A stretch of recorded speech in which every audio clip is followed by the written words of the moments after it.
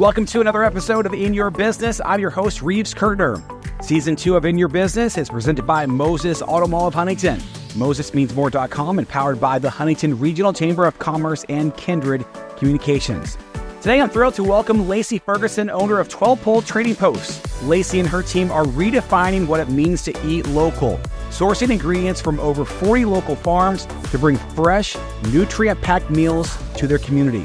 We'll be exploring how their approach to food isn't just about taste, it's also about supporting local agriculture and promoting holistic wellness. Let's get in your business. Lacy, thank you for coming in. Let's start with, tell us the story behind Twelvepole Trading Post and what inspired its creation.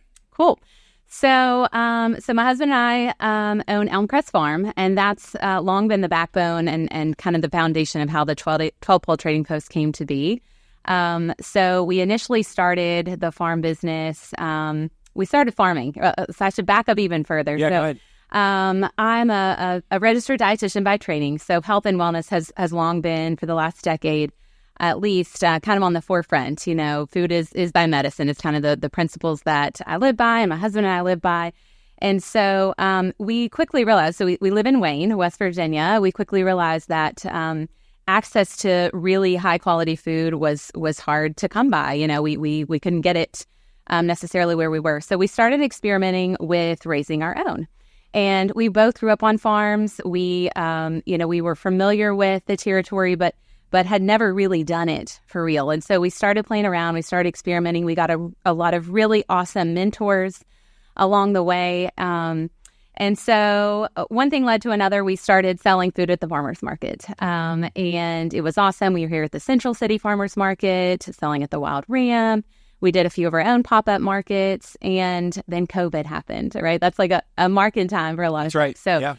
So COVID happened and we realized we had to do something different. Like farmers markets weren't a thing. And so we started a subscription service. So us and then several of our farming friends, we kind of got together, we kind of compiled our stuff and we did what we called a hybrid CSA, or community supported agriculture. So we compiled all of our items into a box, and each week our friends either came and picked it up or we would deliver it to them. And we did that throughout the market season.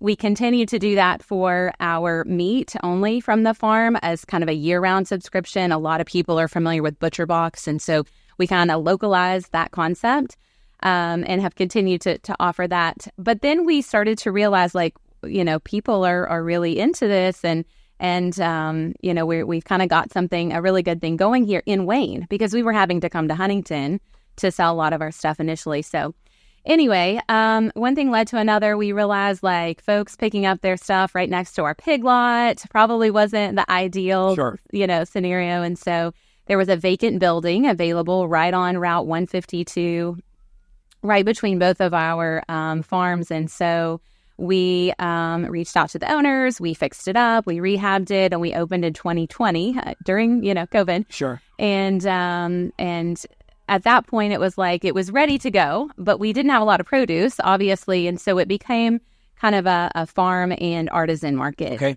We had an awesome winter season, rolled into summer. We started having more produce.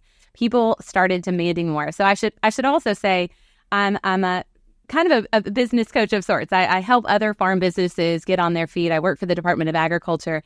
And so I'm really pro, like, you should have a business plan and you should know what you're doing. Sure. And I had no plan.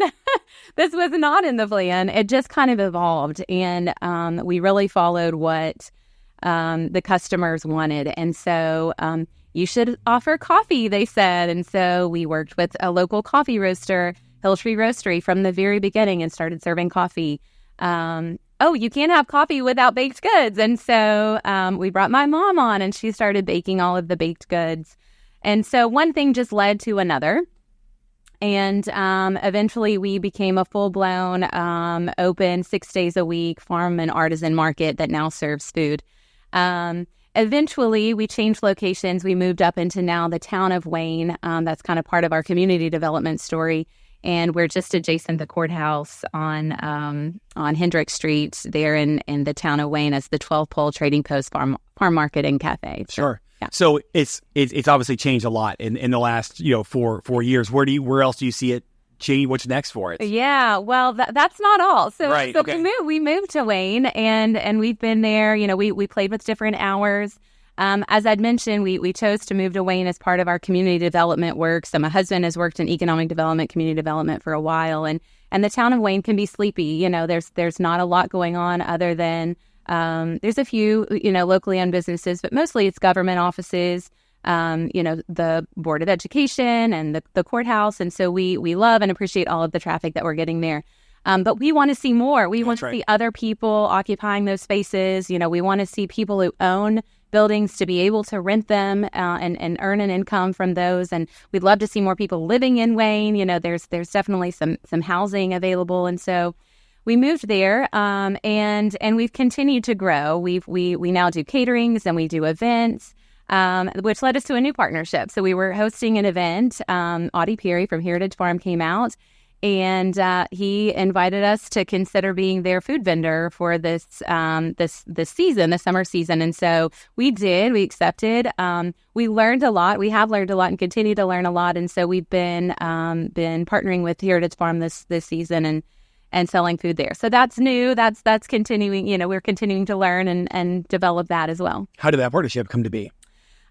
So Audie loved the idea that we were Wayne County business, just like Heritage Farm, and that we really prioritize sourcing the majority of our ingredients locally. We always prioritize local, and then, of course, what we can't get, we source as every other restaurant does. And so he loved that. He loved the concept and invited us out. We took a tour. We love Heritage Farm. Our kids love Heritage Farm. And so it was kind of a no-brainer. We're in our growth phase. We need to get more exposure. We need to learn some more things. And we have, employees that want to work. And we're only open 5 days a week. And so we have a really great partnership with Wayne County Schools. And in the last 3 years, we've hired 12 students who get to do a co-op experience. They get to go to school some, work some. And so in addition to some students from Marshall University as well. And that just gave us more hours to be able to offer these students and help them learn some new skills. Sure. Yeah. So you mentioned, you source food from local farms, right? How many local farms do you work with? Oh, gosh. I would say, so we serve food through our cafe, but we also are a farmer's market. Sure. We're a little bit different. We don't have a lot of food available on display. Most of our stuff is pre-ordered. We also work with Ebenezer Medical Center and provide medically tailored prescription food boxes for them as well. And so all told, at least 40 different farms. If we include all of our artisans as well, we're up to 80 or more. So how did these partnerships develop? How do they start and how have they grown? Yeah, that's a great question. So as I mentioned, when we were first learning, we were reaching out to anybody and everybody that we could learn from. And in the early stages of our farm business, what started to form was something called the Wayne County Farmers Co-op. And it was a loose-knit group of folks who farmed in Wayne County, all the way from, the northern end of the county, like Canova, Cerrito, Canova, all the way down to Dunlow. So, an hour and a half's drive from one end to the other. Wayne's pretty big. And so, once a month or so, we'd all get together. We'd have a topic that we would discuss. There'd be a speaker, a presenter. And so we got to learn and know a lot of people in that time frame.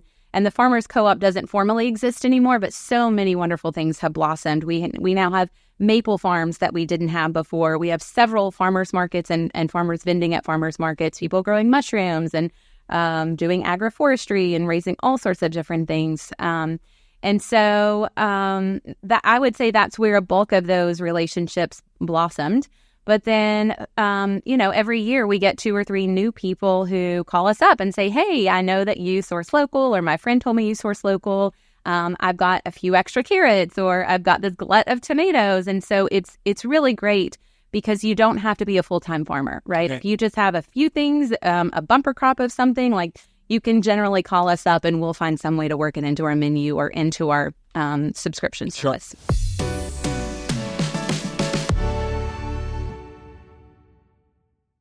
What are some of the challenges of trying to just, rely on local farms? Oh, yeah. So you can imagine, right? We're dealing with a incredibly fresh product, right? Okay, so the drought right now. The Go ahead. drought, Sorry. So the drought is there. We'll definitely talk about that. So a fresh product with an incredibly short shelf life. That's right. In a place where people aren't accustomed to fresh local food, right? Like most of the folks in Wayne and where I grew up in Lincoln County have their own garden, right? They grow their own stuff. And so we realized early on that the farmer's market concept was a little trickier because a lot of people have the fresh things. But if you cook it, if you prepare it and put it into a food that's ready to eat, there's not a lot of that, right? So so that became kind of, again, we didn't plan it. We didn't write it into the business plan. It just kind of came to be. And so we've got to get really creative. And fortunately, we have some really creative folks on our team, who can see that this morning there was a ton of broccoli. We had a bunch of broccoli, like right before the frost. Some farmers harvested the broccoli. And today on the menu, there's broccoli cheddar soup. And Got it. So creativity has been paramount in the success of this business. Yeah. Talk about the drought and the challenge there. Yeah. So the drought has been for real. Just on our farm personally, we made the decision, my husband and his father made the decision to get rid of half the herd, right? It's like, how can you feed cattle? And we're a grass-fed operation. Like we don't supplement feed to our cattle. We really believe in the quality of the grass and how that translates into the quality of the meat. And so when you don't have grass or a lot of it, then you can't feed your cattle. And so we made that decision. But then, some of the farms that we work with that grow lettuce or tomatoes in a high tunnel, or more so the problems lied out in the field, their crops were they took a total loss. Yeah, sure. So to water something and to irrigate something was way more costly than, what you're going to get out of it. And what you're going to get out of it. What's like a typical week look like for you when you're setting your menu and your meal prep and all that stuff? Can you walk us through that of like getting your fresh ingredients and everything ready for the upcoming week? Yeah, so fortunately, our menu each season stays relatively static for the most part. And so we can set it seasonally, and we know pretty well, like, we can get lettuce, we can get tomatoes, we can get eggs. We have some kind of staple items that we can depend on. And then some things we just outright can't, right? Like when we know we're going to have to buy them from the big box store. So most of the time our production is seasonally, fortunately for us. And then we really just rely on, week by week. So we buy produce weekly throughout the 18 weeks kind of summer season, spring and summer season. And so then we just see what there's kind of wait and see what there's a lot of. And then we develop specials around that. Like, we had apples coming out of our ears. And so apple crisp and apple cobbler and apple, all of the things, apple smoothie, I think we even threw on the menu recently is something that we offer. So we kind of shoot from the hip a lot of times. What about during winter outside of farming season? How is that different? So one really cool thing that happens in the winter is I mentioned partnership with Wayne County Schools. Primarily, we most of our students have come from Wayne High School, and we have a really great relationship there with our horticulture class. And so throughout the winter season, when our farmers aren't growing tomatoes and lettuce outside, we work with the high school and we get lettuce and tomatoes that they're growing in their greenhouse. So it gives them an outlet. They don't have to try and go out and peddle it here and there. And we know that we have a consistent supply of good quality stuff. How'd you get that relationship? We've known the teacher for a really long time, family friend, and it just at some point made sense. We didn't connect the dots initially, and then it was like, hey, wait a minute. You have this stuff, we need it. Let's work together. And that's how it happens a lot. How do you think, again, working local, how far would you say that you worked? What's your radius that you pull from? Yeah, that's a good question. Everybody defines local as something different. We don't really put a mile on it. We just try to prioritize what we can get as close as we can get it. Okay. And then we don't sweat it if it has to come from a little bit further away. We're really fortunate. Our coffee beans are organic. They're single origin. They're amazing. Of course, they don't come from a farm here in West Virginia, but our roasters roast them right here in Cabell County, which is really sweet. Most of our, lettuce and tomato throughout most of the year is Wayne County grown. The majority of our meats that we source locally all come from Wayne County. We have a really awesome farm that we work with that's just across the river in Ohio.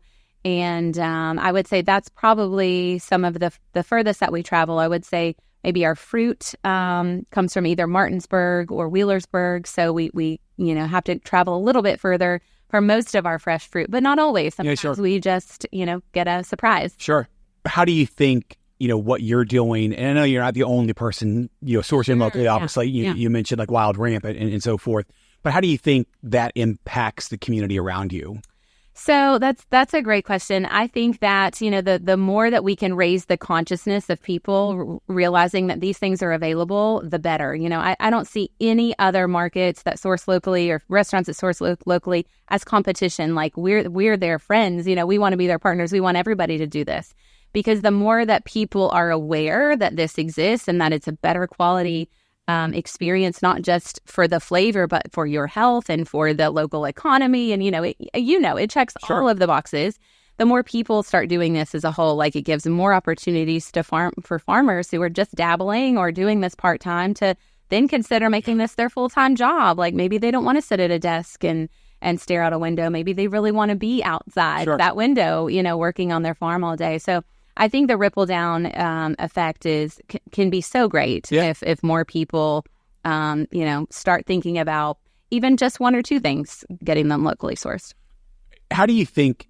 How is farming right now? And what I mean by that is, it's for the last 30, 40 years, farm aid. We feel like farmers have been under attack, and they're having their costs are going up, and they can't find workers and so forth.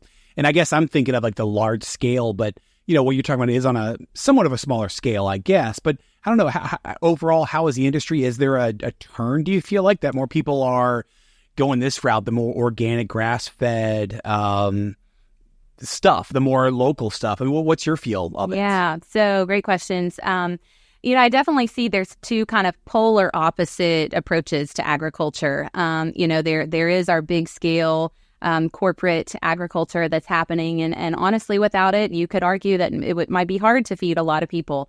But there is and that's a struggle. Like, those farms are really, in my opinion, struggling, right? Because it's the soil is getting less and less nutrient. It has fewer and fewer nutrients every year. The inputs are getting more and more expensive, right? So we're fighting against nature. It's hard, right? Yeah. And then we, at the same time, are seeing this uprise of folks that are moving back to the land. Like just in our local area, there are dozens and dozens of families that are moving here from cities that are starting to homestead, right? So they're realizing the cost of food, because the cost of production agriculture is really expensive. The cost of food is rising. And so people are, wanting a simpler way. Not that farming is simple by any means, but you know what I mean? It's they want to have more control over their food. And so there are more small family farms in the state of West Virginia today than there have been in a really long time. And that's our farm census is starting to show that trend.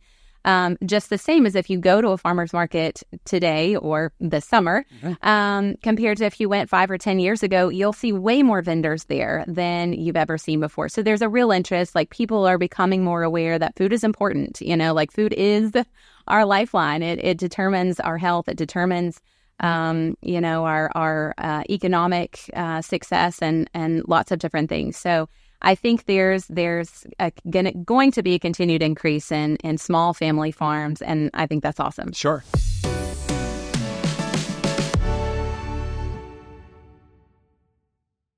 You're in Wayne, and you kind of mentioned, the business scene could use a shot in the arm, in that area, and that's fair. Most everywhere could. Have you noticed, new customers coming in, they like what you're doing?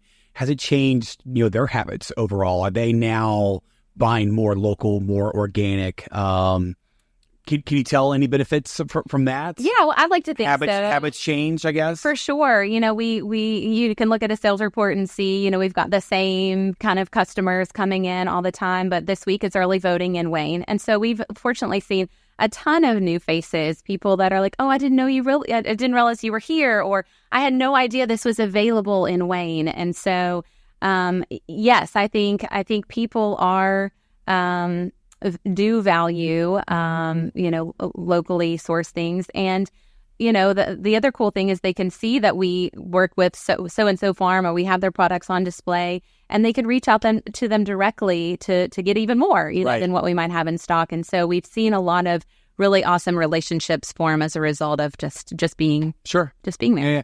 What about education? You mentioned like the farmers market. This is a weakness of mine. Every time I go to the Central City Farmers Market, I love it, but I'm a busy person. I've got 3 kids, and Saturday mornings we've got soccer and basketball, and it's hard to get out there. And this is me complaining, right? Sure, this is just me and my busy life. It's easy to go to the grocery store and plop in my vegetables and all that kind of stuff that way. For sure. But I really do. I love it. I'm like, oh, this is great. I got these peppers, these jalapenos from a farm in Gallipolis, or whatever it is. But on the how do you help educate people? Are people in the industry educating the importance of it, the reminders of it, letting them know that these farmers markets are here and the benefits and values of it? Yeah. So if anyone were to walk into a farmer's market, like, I think that's your greatest exposure, right? And in terms of getting educated, like that's trial by fire, right? Yeah. That's the best way to just get totally immersed and know what's going on. I will say at the Department of Agriculture, to kind of wear my other hat, we've made a lot of efforts in recent years. When Commissioner Leonhardt came into office, he stood up the division that I now work in, which is called Ag Business Development.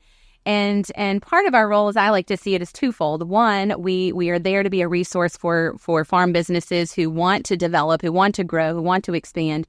But the other part of our role is to educate consumers as well.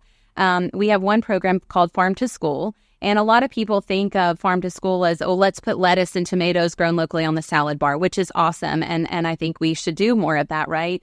But the way that we see it is it's also an opportunity to educate our next generation of consumers the value of locally grown, locally sourced things. So I think there's education coming in a lot of different ways. This conversation that we're having, obviously, that's right, is a great way to educate folks. Let's talk about holistic health and wellness. I know that's a passion of yours as well too. Yeah. Is that something you incorporate with Twelvepole Trading Post as well? Yeah, to some degree. It's not a huge focus, but it's definitely like the farm. It's a big backbone. It's why the farm even started. Is our mission. And so one of the other hats that I wear is a registered dietitian, and so I help coach people on their health and wellness journey.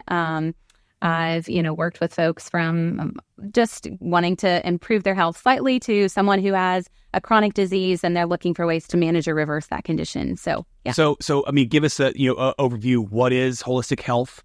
And let's talk about, how foods kind of play into all that. Yeah, good question. So the way that I think of holistic health is, and everyone, I'm sure you could look it up online and you get a million different interpretations, but the way I think about it is relying on nature or sinking into nature's rhythms to live the best life that we possibly can, right? So without having to have a lot of modern day support in feeling and living our best, how can we lean into what Mother Nature already provides to live our optimum, explore our optimum? Sure.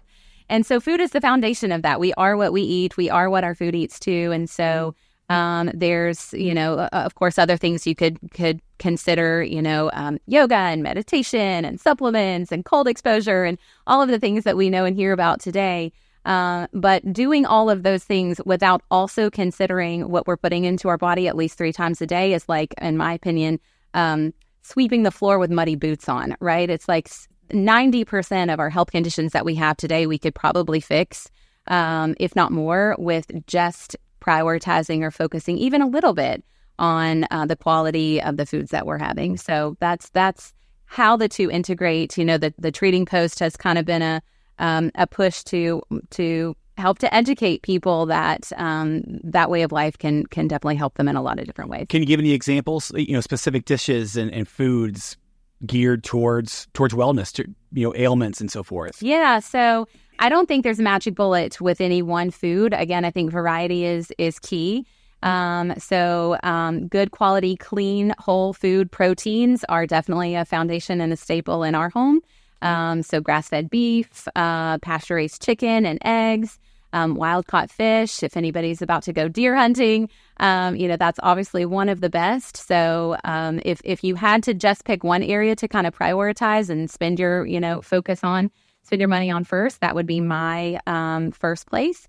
And then the seasonal variety of vegetables that are out there. Again, like not just living on kale and broccoli because they're the two of the most nutrient dense, but eating broccoli and kale when it's in season, and then having some of the other great vegetables when they're in season as well. So tomatoes and cucumbers, those watery vegetables in the summer, and then the deep leafy greens in the winter and spring when our body is kind of ready to shed and cleanse and prepare for the rest of the year to come. Yeah, that's right. What do you see next for Twelvepole Trading Post? More marketing, more exposure. That's really what we've sat down and really tried to think strategically about what's next. And what we've realized is we're doing, we feel, a really good job at what we're doing now. Just not enough people know that. And so more of these conversations, more just educating our consumers, doing a better job of telling our story. Figuring out what our story is exactly, where we fit, how we fit in, how we can continue to partnership with different people and kind of fill the gap that we see exist. Yeah. You mentioned your 40 farmers, 40 more artisans, right? Yeah. Something like that. Yeah. Are those still growing? Are you still seeking those out as well? Yeah, and we get calls all the time of folks who are getting into business and it has to be a right fit. We've realized that there are things that just don't work and things that do work and we never turn anybody away entirely. My kind of motto is if it's not a fit for us, there's got to be a fit somewhere else. Sure. And so. Having those connections of other places like the Wild Ramp where we know things might move more quickly or have a broader exposure to people.